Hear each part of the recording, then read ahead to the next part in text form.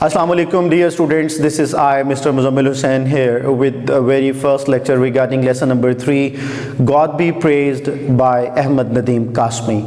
सबसे पहले हम बात करते हैं कि God be praised में अहमद नदीम कासमी साहब कहना क्या चाह रहे हैं। इस लेसन के ज़रिए वो किन थीम्स को अपने रीडर्स तक पहुंचाना चाहते हैं। मेरे बच्चों, ये लेसन जो है वो बिल्कुल हमारे सोशल स्ट्रक्चर की अक्कासी करता है, हमारे सोशल स्ट्रक्चर पर बड़ी शार्प लाइट डालता है और अहमद नदीम कासमी साहब समझाना चाहते हैं कि हमारे सोशल स्ट्रक्चर में जो बेसिक प्रॉब्लम है वो कहाँ है। हम सब कहना तो चाहते हैं कि हम वाक़तन इस्लामिक वे ऑफ लाइफ को अडॉप्ट किए हुए हैं, क्या वाकई ही ऐसा है? अगर ऐसा नहीं है तो अहमद नदीम कासमी साहब पॉइंट आउट कर रहे हैं कि प्रॉब्लम कहाँ है, इशू कहाँ है। हम सब चाहते तो हैं कि हम अल्लाह और उसके रसूल सल्लल्लाहु अलैहि वसल्लम की खुशनुदी हासिल करें, लेकिन अगर हम नहीं कर पा रहे तो प्रॉब्लम कहाँ है। हम सब चाहते तो हैं कि हमारा रिलीजन भी साइंस की तरह ही फ्लरिश करे, लेकिन अगर ऐसा नहीं हो रहा तो प्रॉब्लम कहाँ है। अहमद नदीम कासमी साहब समझाना चाहते हैं कि वाक़तन अगर हम वो तमाम खसाइल, वो तमाम खुसूसियात, वो तमाम करैक्टरिस्टिक्स जो एक इस्लामी मुल्क में रहने वाले मुसलमान के पास होनी चाहिए, हम सब चाहते तो हैं, अगर नहीं है तो प्रॉब्लम कहाँ है। और न सिर्फ उन्होंने हमारी समाजी माशरती चीज़ों पर रोशनी डाली है, बल्कि वो इसमें इकॉनमी की जो डिटीरियोरेशन है उस पर भी बात करते हैं और गर्ज हम ये कह सकते हैं कि माशरे के तमाम पहलुओं को उन्होंने समेटा है। Let's start. Before his marriage, Maulvi Abul Barakat alias Abul used to live in comfort, even pomp. On his head he wore a light brown turban known as Mashhadi Lungi because it originally came from Mashhad in Iran. The gilded tip of his cap used to shine brightly above the turban. He always carried a walking stick, a sort of scepter with decorative bands of brass and gilt. For his hair, he used fragrant oil. Its sweet, pungent smell lingered in the village lanes whenever he walked through them. Before his marriage, Maulvi Abul Barakat alias Abul used to live in comfort, even pomp. अपनी शादी से पहले मौलवी अबुल बरक़ात अल मारूफ अबुल बड़े आराम व सुकून हत्ता के शान व शौकत से रहते थे। अलाइस का मीनिंग है मारूफ। अलाइस मारूफ, इसको हम सिनोनिम्स में देखते हैं एज नोन एज, यानी अलाइस जो है वो मौलवी अबुल बरक़ात का जो अबुल था वो निक नेम था। अबुल क्या है? Nickname. Alias Abul, Abul nickname था उनका। और उसके बाद कंफर्ट, आराम व सुकून। आराम व सुकून सिनोनिम्स में हम देखते हैं ease, luxury, facility, player. Pomp, शान व शौकत, मैजेस्टी, स्प्लेंडर, ग्रैंडर, ये तीनों सिनोनिम्स हैं इसके। दोबारा सुने। Before his marriage, Maulvi Abul Barkat alias Abul used to live in comfort, even pomp. अपनी शादी से पहले मौलवी अबुल बरक़ात अल मारूफ अबुल बड़े आराम व सुकून हत्ता के शान व शौकत से रहा करते थे, रहते थे। बच्चों, यूज्ड टू की जहां तक बात है, यूज्ड टू एक ऐसा ग्रामेटिकल एक्सप्रेशन है जो कि माजी में होने वाली रेपिटिशंस को जाहिर करता है। माजी में जो काम रिपीटेडली हो रहा होता है, फ्रीक्वेंटली हो रहा होता है, उसको बयान करता है। और इसके दो तरह के स्ट्रक्चर्स हैं। पहला स्ट्रक्चर है कि अगर यूज्ड टू से पहले बी फॉर्म मौजूद है, यूज्ड टू से पहले बी फॉर्म मौजूद है, B form means is, am, are, was, were, तो फिर हम यूज्ड टू के बाद जो सेकंड वर्ब लाते हैं वो जेरेंड की फॉर्म में लाते हैं, यानी वी फर्स्ट प्लस आईएनजी। अभी मैंने वर्ड जेरेंड बोला, जेरेंड मीन्स नाउन, यानी वर्बल नाउन, ऐसा नाउन जो कि वर्ब से बनाया जाता है, हम उसको वर्बल नाउन भी कहते हैं और जेरेंड भी कहते हैं। तो पता चला कि अगर यूज टू से पहले इज, एम, आर, वॉज, वर में से कोई भी है तो फिर हम इसके बाद वी फर्स्ट आईएनजी भी यूज कर सकते हैं और नाउन भी यूज कर सकते हैं। और दूसरा स्ट्रक्चर है, अगर यूज टू से पहले इज, एम, आर, वॉज, वर में से कोई एक भी नहीं है, यानी सब्जेक्ट के फौरन बाद यूज टू इस्तेमाल करते हैं, तो फिर हम वी फर्स्ट यूज करते हैं, ना कि हम वी फर्स्ट प्लस आईएनजी। तो यहां पर ये यूज टू का इस्तेमाल हुआ है। Maulvi Abul Barkat alias Abul used to live in comfort even pomp. On his head he wore a light brown turban known as Mashhadi lungi. अपने सर पर वो हल्के भूरे रंग की पगड़ी पहनते जिसे मशदी लुंगी कहा जाता, because it originally came from मशद in Iran, क्योंकि ये हकीकी तौर पर ईरान के शहर मशद से आई थी। On his head he wore a light brown turban known as Mashhadi lungi because it originally came from Mashhad in Iran. अपने सर पर वो हल्के भूरे रंग की एक पगड़ी पहनते थे जिसे मशदी लुंगी कहा जाता, क्योंकि ये हकीकी तौर पर ईरान के शहर मशहद से आई थी। The gilded tip of his cap used to shine brightly above the turban. जी बच्चों, नेक्स्ट वर्ड है गिल्डेड। गिल्डेड मीन्स चमकदार, चमकती हुई, गिल्डेड ईडी एडजेक्टिव है। नेक्स्ट हम इसके सिनोनिम्स देखते हैं, ब्राइट, लस्ट्रस, शाइनिंग, पॉलिश्ड। इन सब का मतलब चमकदार ही है। गिल्डेड चमकदार, bright, lustrous, shining, polished. The gilded tip of his cap. अब कैप की जो टिप है इसको हम उर्दू में क्या कहेंगे? शिमला कहेंगे। ये वर्ड मैंने यहां पर मेंशन किया हुआ है, शिमला। ये टिप का उर्दू ट्रांसलेशन है शिमला, गिल्डेड टिप। ठीक है जी। The gilded tip of his cap used to shine brightly above the turban. उनकी टोपी की चमकदार नोक।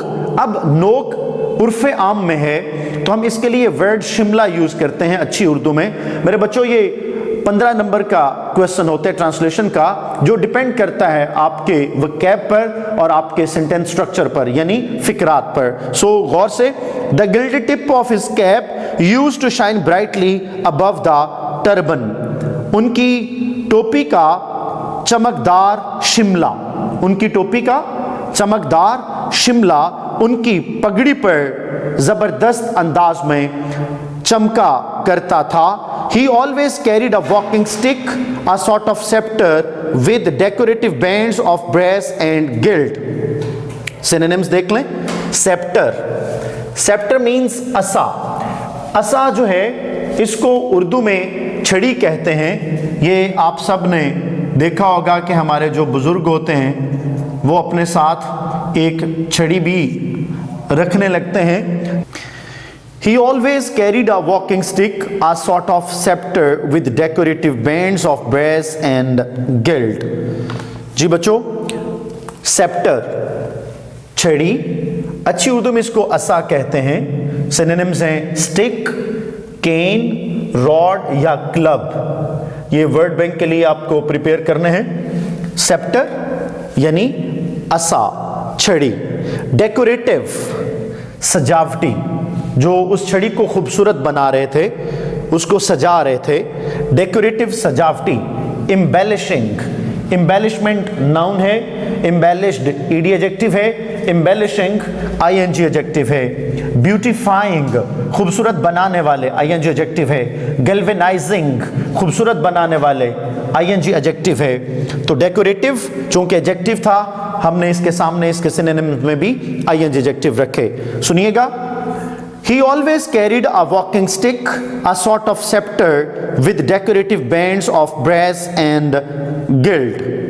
वो हमेशा अपने साथ पीतल और चमकदार सजावटी धाती कड़ों वाली एक छड़ी रखा करते थे। वो हमेशा अपने साथ एक पीतल और चमकदार धाती सजावटी कड़ों वाली छड़ी रखा करते थे। For his hair he used fragrant oil, अपने बालों के लिए वो खुशबूदार तेल इस्तेमाल करते थे। For his hair he used fragrant oil, अपने बालों के लिए वो खुशबूदार तेल इस्तेमाल करते थे। It's sweet pungent smell lingered in the village lens whenever he walk through them. Pungent, pungent का मतलब है तेज, तेज, सिरायत करने वाला, सिरायत करने वाला, बहुत जल्द महसूस होने वाला। ठीक है, समटाइम्स हम इसका मतलब चुभन पैदा करने वाला भी लेते हैं, यानी बहुत तेज। पंजेंट, पेनिट्रेटिंग, इनकलकेटिंग, एक्रिड, ये जो मैंने एंड पे वर्ड बोला चुभन पैदा करने वाला, ये उसको कवर करेगा, एक्रिड। और लिंगर्ड, लिंगर्ड का मतलब है वैसे आहिस्ता आहिस्ता चलना। ठीक है, लिंगर्ड। ठीक है, जो आप पढ़ते हैं स्टम्बल्ड, स्टैगर्ड, एक शेड उसका भी इस्तेमाल होता है इसमें। लिम्प एक एमडी-कैट का वर्ड है, उसका शेड भी आता है इसमें। बहरहाल यहां पर इस कॉन्टेक्स्ट में ये मीनिंग दे रहा है फैलना, लिंगर्ड, फैलना। Spread, shatter, scatter, dissolve, disperse, तो ये सारे मीनिंग्स लिंगर के बन जाएंगे। Its sweet pungent smell lingered in the village lanes whenever he walked through them. इसकी तेज खुशबू गांव की गलियों में फैल जाती जब कभी वो इनमें से गुजरते। एक एक लफ्ज पे फोकस्ड रहना आपने, ताकि आप ट्रांसलेशन के क्वेश्चन से पूरे पूरे मार्क्स ले सकें। Its sweet pungent smell lingered in the village lanes whenever he walked through them. इसकी तेज खुशबू गांव की गलियों में फैल जाती जब कभी वो इनमें से गुजरते। वॉक थ्रू, मेरे बच्चों ये जो प्रेपोजिशन थ्रू है, इसको समझाने के साथ साथ मैंने कुछ और भी प्रेपोजिशंस का रेफरेंस दे दिया आपको। जब कभी आप किसी एक रेफरेंस में से गुजरने की बात करते हैं, मैंने यहां पर एक बैरल बनाई है, अगर कोई चीज इस बैरल में दाखिल हो रही होगी तो उसकी मूविंग कंडीशन के लिए, उस चीज के दाखिले के वक्त मूविंग कंडीशन के लिए हम डायनामिक प्रेपोजिशन यूज करेंगे, दैट इज इनटू। जब वो चीज उसमें दाखिल हो चुकी होगी तो फिर हम इसके लिए प्रेपोजिशन यूज करेंगे इन। और जब वो दाखिल होने के बाद स्टैटिक फॉर्म में नहीं रहेगी बल्कि मोबाइल रहेगी, मूव करेगी, तो हम उसकी मूवमेंट के लिए प्रेपोजिशन यूज करेंगे थ्रू। और जब वो इसमें से निकल रही होगी तो हम प्रेपोजिशन लाएंगे आउट ऑफ। इसके साथ साथ जब कभी किसी एक रेफरेंस के साथ मूवमेंट को जाहिर करने के लिए हम प्रेपोजिशन यूज करते हैं तो वो होती है अलोंग। मिसाल के तौर पर मैं इस बोर्ड के साथ इस तरह से मूव कर रहा हूं तो आप क्या कहेंगे?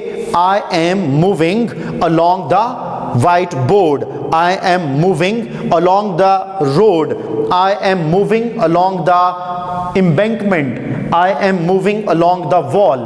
तो along जब एक रेफरेंस के साथ आप मूवमेंट के लिए प्रेपोजिशन लाना चाहते हैं तो वो along होती है। इसी तरह जब आप किसी एक रेफरेंस के आर पार की बात करते हैं, एक एंड से दूसरे एंड तक आप आर पार होने की बात करते हैं, करने की बात करते हैं, तो फिर हम अक्रॉस प्रेपोजिशन यूज करते हैं। Across the street, across the bridge, across the road, यानी एक शख्स रोड के इस जानिब खड़ा है, एक दूसरे जानिब खड़ा है, एक शख्स ब्रिज के एक एंड पे खड़ा है, दूसरा दूसरे एंड पे खड़ा है, तो हम इनके लिए प्रेपोजिशन लाते हैं अक्रॉस। अक्रॉस जी सुनिएगा। मौलवी Abul had slightly bulging eyes. Bulging का वर्ड आप लेसन नंबर 3 में भी पढ़ चुके हैं, डार्क दे वेरेंट गोल्डन आइड में, जहां उसने लिखा है बल्जिंग पॉप। तो बल्जिंग का मतलब है एम्पलीफाइड, वहां पर इसका वो शेड देता है एम्पलीफाइड। ठीक है, जोरदार। यहां पर जो बल्जिंग का वर्ड है वो यूज हो रहा है उभरी हुई, मोटी मोटी, ठीक है, खूबसूरत आंखें जो होती हैं उनके लिए यूज कर रहा है वो बल्जिंग आइज, उभरी हुई।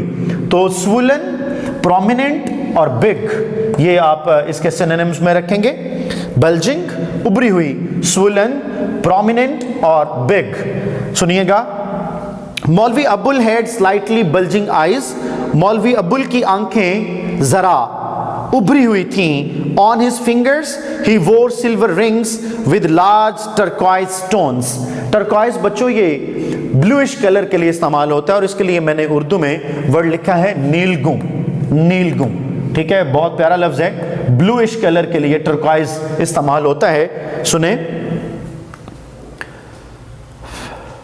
On his fingers he wore silver rings with large turquoise stones.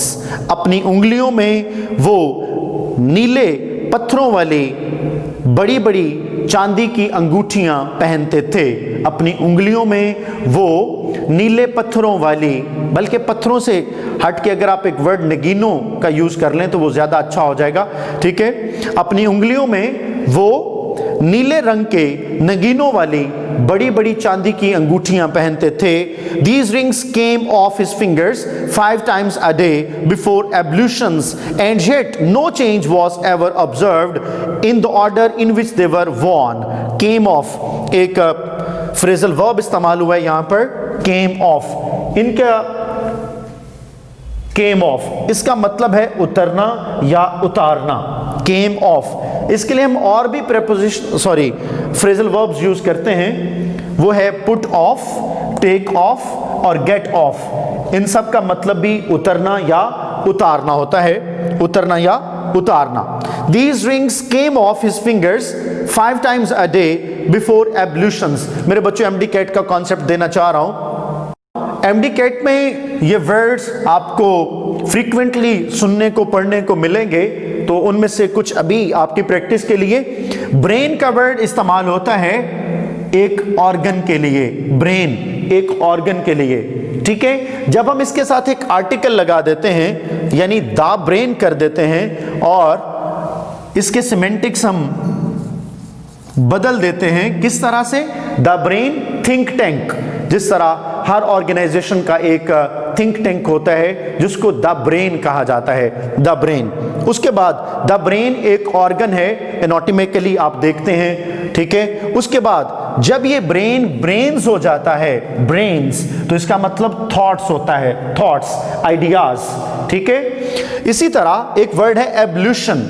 Ablution का मतलब है जनरल बाथ। जब आप हाथ मुंह धोते हैं, जब आप इन जनरल आप नहाने के लिए जाते हैं, ठीक है, अपनी सफाई सुथराई का काम करते हैं, this is called ablution, ablution. लेकिन जब हम इसको मजहबी रस्म के तौर पर इस्तेमाल करते हैं, जब हम इसको एक रिचुअल के तौर पर लेते हैं, तो फिर ये होता है एब्ल्यूशंस, जिसको हम उर्दू में वुजू कहते हैं। हम अगर एब्ल्यूशन बोलेंगे तो रॉन्ग हो जाएगा, हमें एब्ल्यूशंस कहना पड़ेगा, एब्ल्यूशंस। मेरे बच्चों, इसी तरह सेकेंड ईयर में बुक 4 है गुड बाय मिस्टर चिप्स, उसमें एक वर्ड कॉन्डोलेंसेस मौजूद है। वो सेंटेंस लिखता है कि Mr chips was not in a mood to have condolences. अब अगर हम बात कर रहे हैं ताज़ियत की, तो फिर कॉन्डोलेंसेस ही राइट होगा। अगर हम कॉन्डोलेंस कह देंगे तो इसका सिमेंटिक चेंज हो जाएगा और इस कॉन्टेक्स्ट में ये रॉन्ग कंसीडर होगा। ये तो था एमडी कैट के एतबार से। नेक्स्ट देखें, These rings came off his fingers 5 times a day before ablutions। ये अंगूठियां वुजू से पहले एक दिन में 5 मर्तबा उनकी उंगलियों से उतरती थीं। And yet no change was ever observed in the order in which they were worn। और इसके बावजूद उनकी तरतीब में कभी कोई तब्दीली देखने को ना मिली जिस तरतीब से पहनी जाती थीं। Every Eid, after his sermon, whenever the cotton bag containing from 150 to 200 rupees collected from the devotees happened to fall with a third, he distributed 40 to 50 rupees in the presence of the worshippers among the needy and the poor of the village।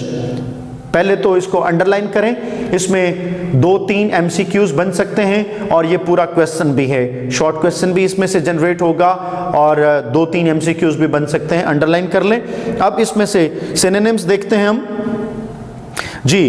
Every Eid after his sermon, sermon का मतलब है खिताब, खिताब। तो सरमन के synonyms हमने लिखे हैं एड्रेस और पर ऑरेशन।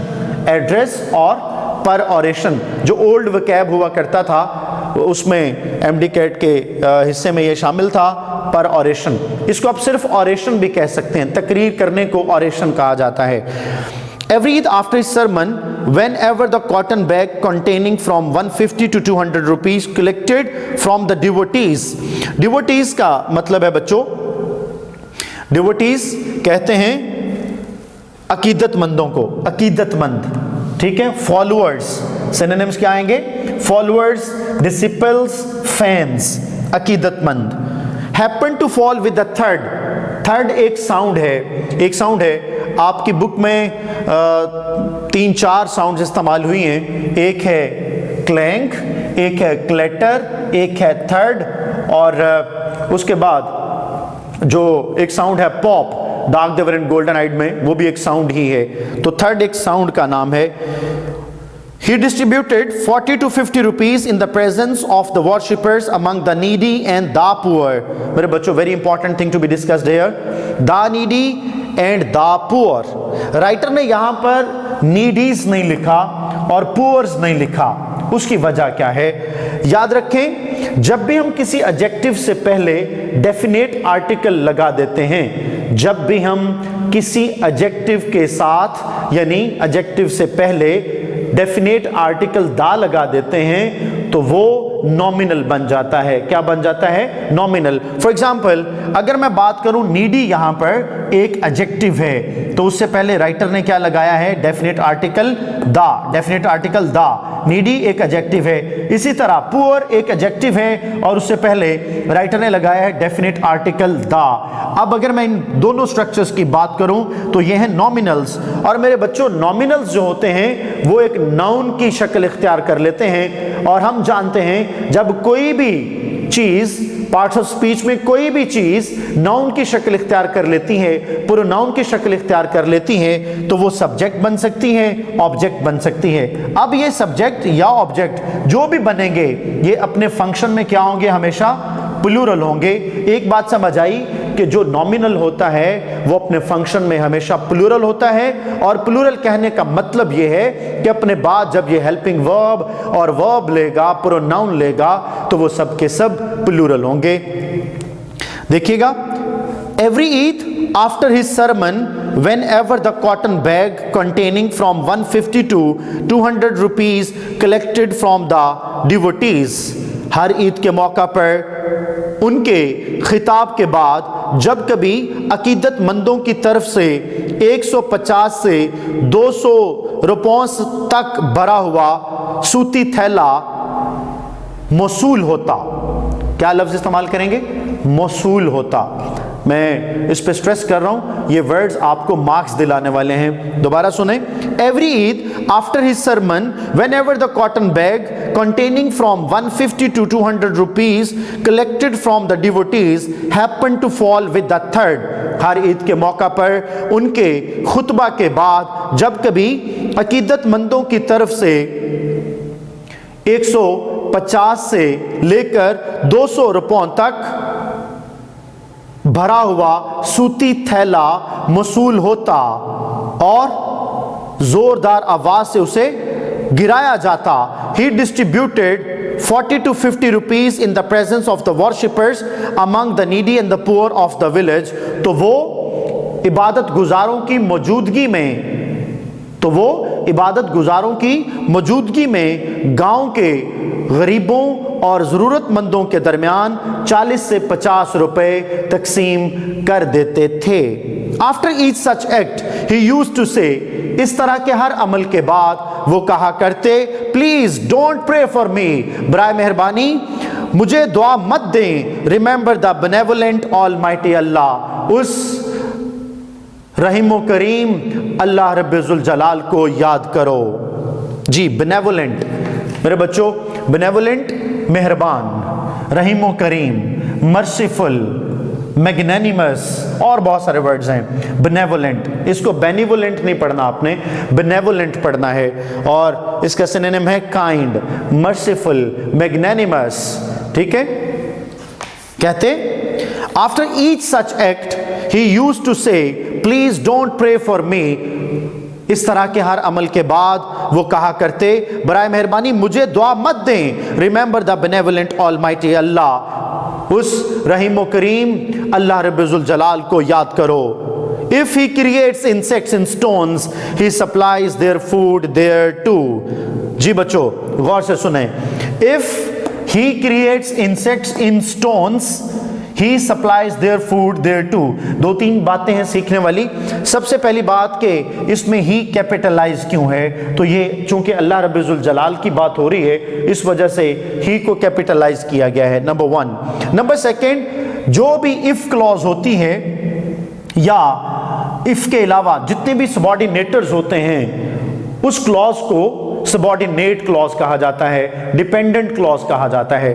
अगर मैं बात करूं इस सेंटेंस में दो क्लॉजेस हैं जिनमें इफ क्लॉज एक डिपेंडेंट क्लॉज है. उसकी वजह कि इस क्लॉज को अपना कॉन्सेप्ट कन्वे करने के लिए एक और क्लॉज की जरूरत है, यानी इसे एक इंडिपेंडेंट क्लॉज की जरूरत है. तो पता चला कि दूसरी क्लॉज जो है वो इंडिपेंडेंट क्लॉज है.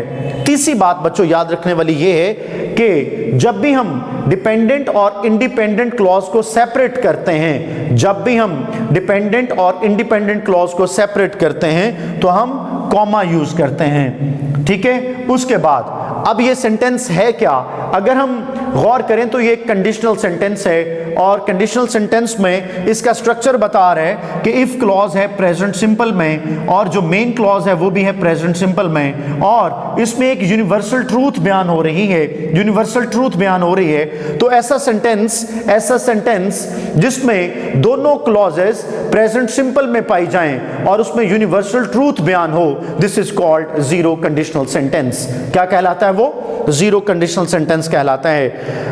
If he creates insects in stones, he supplies their food there too. अगर वो पत्थरों में कीड़े पैदा करता है तो वो उनकी खुराक भी वही मुहैया करता है. Please do not bless me, बराए मेहरबानी मुझे दुआ मत दो. What has he not blessed me with? मुझे उसने किस चीज से नहीं नवाजा. लफ्जों पर गौर करना है. मुझे उसने किस चीज से नहीं नवाजा. हेल्थ, तंदुरुस्ती, पीस ऑफ माइंड, ज़हनी सुकून, फ्रीडम फ्रॉम केयर, परेशानियों से आज़ादी. I have everything one can desire, मेरे पास वो सब कुछ है जिसकी किसी को ख्वाहिश होती है. I don't need anything more from his unlimited ट्रायर of divine blessings. मुझे उसके खुदाई नेमतों के लामहदूद खजानों से मजीद कुछ नहीं चाहिए. मुझे उसकी खुदाई नेमतों के, गौर से सुनना मेरे बच्चों, मुझे उसकी खुदाई नेमतों के लामहदूद खजानों से मजीद कुछ नहीं चाहिए.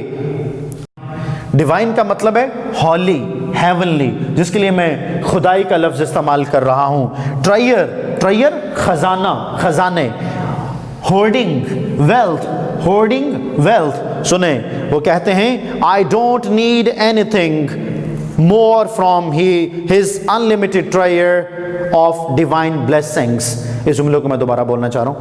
I don't need anything more from his unlimited ट्रायर of divine blessings. मुझे उसके खुदाई नेमतों के लामहदूद खजानों से मजीद कुछ नहीं चाहिए. Please do not bless me, बराए मेहरबानी मुझे दुआ मत दो. What has he not blessed me with, किस चीज से मुझे उसने नहीं नवाजा. हेल्थ, तंदुरुस्ती, पीस ऑफ माइंड, ज़हनी सुकून, फ्रीडम फ्रॉम केयर, परेशानियों से आज़ादी. I have everything one can desire, मेरे पास वो सब कुछ है जिसकी किसी को ख्वाहिश होती है.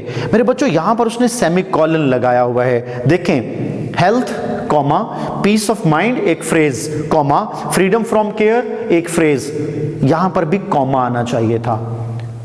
ये बुक में टाइपो एरर है, क्योंकि जब भी हम फ्रेज और क्लॉज को सेपरेट करते हैं तो हम कॉमा इस्तेमाल करते हैं। सेमीकोलन जो है मेरे बच्चों, ये एक सिंबल होता है इंडिपेंडेंट क्लॉजेस को ज्वाइन करने का, यानी सेमीकोलन हमें बताता है कि उससे पहले भी इंडिपेंडेंट क्लॉज है और उसके बाद भी इंडिपेंडेंट क्लॉज है, जबकि यहां पर इस सेंटेंस में ऐसा नहीं है। That's why it is a typo error. याद रखें, जहां भी सेमीकोलन आएगा वो अपने साथ दोनों इंडिपेंडेंट क्लॉजेस लेगा, और ऐसा सेंटेंस जिसमें दोनों क्लॉजेस इंडिपेंडेंट होती हैं हम उसको कंपाउंड। आज के लिए बेटा इतना ही।